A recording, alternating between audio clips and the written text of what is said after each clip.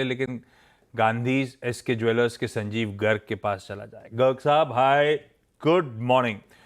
Good morning sir. 1,09,000 plus के भाव और कायनात कह रही है अभी भी रुकने वाला नहीं है, तो फिर ऐसे में मूड कैसा दिख रहा है? फेस्टिविटीज के लिए किस तरह की तैयारी कर रहे हो आप? हम लोग खरीदने आएंगे या नहीं आएंगे? डिमांड कैसी रहेगी इस बार फिर? आप खरीदारी करने भी आएंगे, डिमांड भी अच्छी रहेगी। एक्चुअल में बस इस टाइम जो भी ज्वेलरी है या बर्तन, मूर्ति, ये सब प्रोडक्ट में लेट वजन हल्का हो गया है।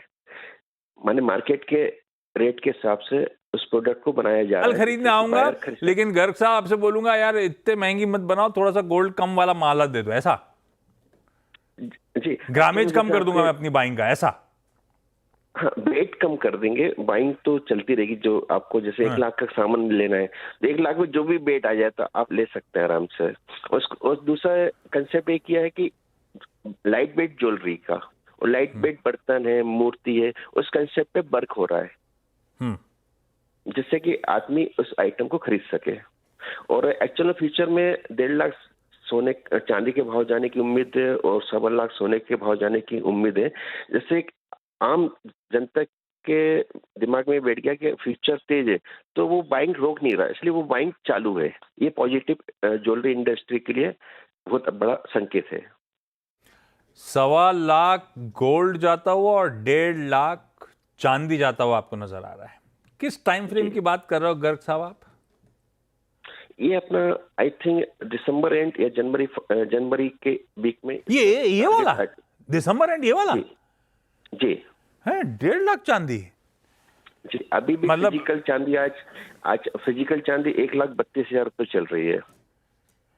खाली 18,000 रुपये का डिफरेंस है खाली। हाँ, और अभी चांदी के भाव स्क्रीन पे है। हाँ हाँ, प्लीज कंटिन्यू गर्ग साहब।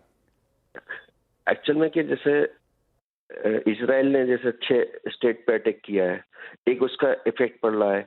दूसरा जो ब्याज रेट का चल रहा है अमेरिका में, और तीसरा इफेक्ट पड़ा जो अंतर्राष्ट्रीय स्तर पे जो देश की स्थितियां चल रही हैं, अस्थिरता और मंदी का माहौल है। तो लोगों का इन्वेस्टमेंट सोना चांदी ही एक मेन रह गया है। जो मिडिल क्लास के इन्वेस्टर हैं वो चांदी में इन्वेस्ट कर रहे हैं। तीसरा इलेक्ट्रिक व्हीकल, सोलर प्लांट और अन्य उद्योग सेक्टर पे भी चांदी का रुझान तेजी से बढ़ता नजर आ रहा है। तो चांदी आने वाले समय में तेजी रहेगी और सोना भी तेजी रहेगा। और एक हमारा भारतीय मानक ब्यूरो और भारत सरकार से भी है, जिस प्रकार से सोने के रेट के बढ़ने के कारण नो कैरेट उनने कंप्लायंस कर दिया है, ऐसे भी चांदी में केवल ज्वेलरी पे 60% का कंप्लाइन करना चाहिए, जिससे कि आम उपभोक्ता उस ज्वेलरी को खरीदने के लिए उसको मिल सके। इंटरेस्टिंग। गर्ग साहब थैंक यू सो मच जुड़ने के लिए।